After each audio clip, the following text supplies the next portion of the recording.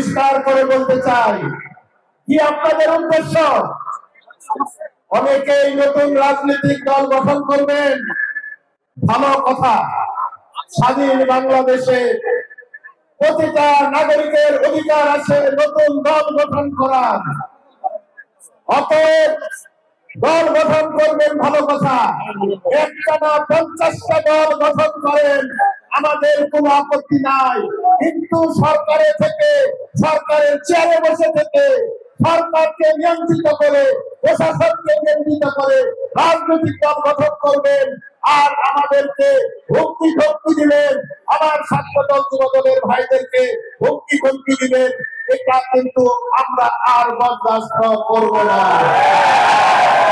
অতএব অন্তর্বর্তীকালীন সরকারের কাছে আমাদের দাবি, জনগণের অর্জিত ফসল যা আপনাদের কাছে আমরা থেকে আমানত হিসেবে, এই আমানতের ফসল যাতে কোনোভাবে খেয়ানত না হয়, সেই জন্য অন্তর্বর্তীকালীন সরকারকে যথেষ্ট দায়িত্বশীল এবং সময় উপযোগী পদক্ষেপ গ্রহণ করতে হবে।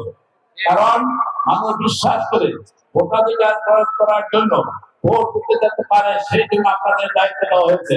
যতগুলি দাবির জন্য আমরা আন্দোলন করেছি সেই দাবির মধ্যে এক নম্বর দাবি ছিল ভোটের মাধ্যমে জনগণের প্রতিনিধি নির্বাচন করা এবং সেই প্রতিনিধির মাধ্যমে এই স্বাধীন সার্বভৌম বাংলাদেশ পরিচালিত হবে। তাই আজকে বর্তমান সরকারের প্রধান উপদেষ্টা এবং সকল উপদেষ্টার পাশে অত্যন্ত বিনীতভাবে বলব, জনগণের আকাঙ্ক্ষা এবং প্রত্যাশা বাইরে আপনারা পথ চললে আপনারাও হোঁচট খেতে পারেন, ধাক্কা দিলেও খেতে পারেন, না ধাক্কা দিলেও খেতে পারেন। সুতরাং ওই যে ইউনিয়ন পরিষদ চেয়ারম্যান মেম্বার বানানোর জন্য আমরা আন্দোলন করি না। আমরা আন্দোলন করেছি একটি জনপ্রতিনিধিত্বমূলক সরকারের জন্য, জনগণের ভোটের অধিকার আদায় করার।